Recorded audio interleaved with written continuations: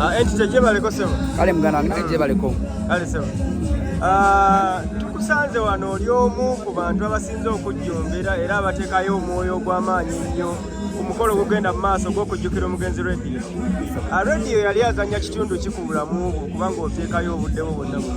Radio mu bulamu bwange kangambe we used to share. It was personal.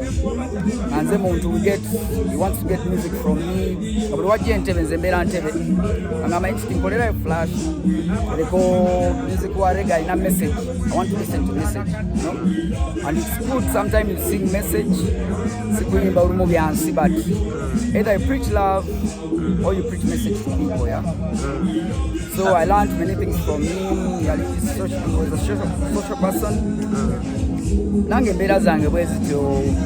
Most times I love socializing with many artists, either upcoming, I love giving opportunities to fresh artists. Okay. Nkuwuliridde ebbanga ddene mu kisaawe kya music. Mowzey Radio wali ozannya part ki mu Good Life? Good life, nalinga selector, kangambe selector. Yeah, get good music, good sound for my brother or boss to listen to, you know. That's how we get message from different songs and, you know, different lifestyles and songs. So we record music. Yeah. Kintu ki ky'osinga okujjukira ku Mowzey Radio? Kintu ku Mowzey was a social person. Yali muntu w'abantu ayagaliza sajja siwampisa mbi wakuba abantu abala bamulabanga bulala ne bamukyajinga bulala. But he was just a normal person. He wanted to be like a normal person like the other people, of which people never accepted that. Bamulabanga omuntu omulala, omuntu w'empisa embi. Yeah, but he was just a social person. Olowooza music industry kyesuba oba makatikati awo emyaka omukaaga gy'amaze nga taliiwo, music industry kyeyandibadde erina nga ssaawa zino ekisubiddwa generally change missing. It's good music and nice music. That's all I can say. Good vocals. Yeah, that's all I can say. Okay. Yeah. Mowzey Radio kintu kyekyo ky'oyinza okuba nga buli wokirowoozaako kikwennyamiza nga yali akikoledde oba nga wali omulabye ng'akikola? Nze tetusharinze nnyo bingi na Moses when he passed off. We have not had anything kale kangeze ekintu ekinene ekiri awo, but we're like brothers. Kyenyinza okugamba. Okay. Bugambo ki bw'olekayo ky'otandyagadde lekayo? Bugambo bwe nnyinza okuwa kale kangeze eri abayimbi abalala. Let's learn to socialize with other people. Nekirala abayimbi omba muyambaganye nga waliwo mwina we muvudde mwina ne bakyaliibwe. Towerabiranga mikwano gyo kuba gye mikwano egyakuyamba okulinnya eddala w'oli. So don't try to push them down. Try uplift them too. Wadde olina w'otuuse bayamba oba-uplifting nga abantu bw'obanga mikwano gyo. Kati tuna industry ng'eya Jamaica osanga Jamaica ng'aludde ne bakyaliibe. For a long time, that's why they stay in the industry and they last on the industry.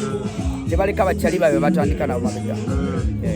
Olowooza okujjukira Mowzey Radio mu mbeera ey'okubeera nga bakuba music ne bajaguza nga embeera nga woogirabye bwetambula. Olowooza kimala oba bandibadde bakola engeri ya fundraising ne babanga ezo sente zidda eri family? Olowooza ki ekyandibadde ekituufu ekikolebwa mu kujjukira omugenzi? Ndaba ekituufu ekyandikoleddwa twandikoze fundraising cause yali musajja ayamba abaana abamu kubasomesa, you know. Waliwo abaana we yafa nde ssaawa zino paka kati tebaddangayo ku ssomero. Bamba dropping out, some continued but some dropped out, of which this can help to fundraise for the other students beyaleka moyo struggle bwe yali ayamba. That means tujina gikolanga cause eyamba abaana abo abali beyali ayamba. Let me say like beyali ayamba walabanga documentaries yakolanga nga abeera yamba amasomero, you know. Let me say like we can make a Mowzey Radio Foundation, yeah, to help other people abali disabled, you know. Yeah. Okay.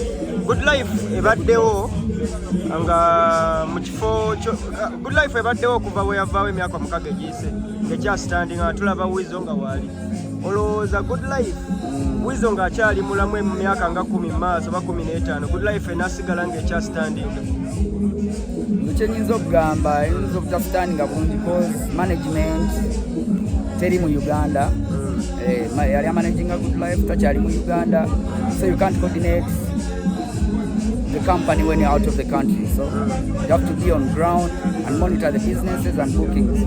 Yeah. Okay. Kiki omanyi ku Mowzey Radio ngensi tekimanyi naye nga gw'okimanyidde ebbanga ng'oluusi wakyesikaliza nga wandyagadde ensi ekitegeera? Byange ne Moses sobola byogera ku camera that is personal. Omuntu oba olina kintu akyali personal, it's not good to say out on public, let me say on television. Biri byali bya ku mutima yabikolanga, but of which you should stay true to your friend no matter oba waali oba taliiwo. Yeah. Okay, tuyanze nekabadde katya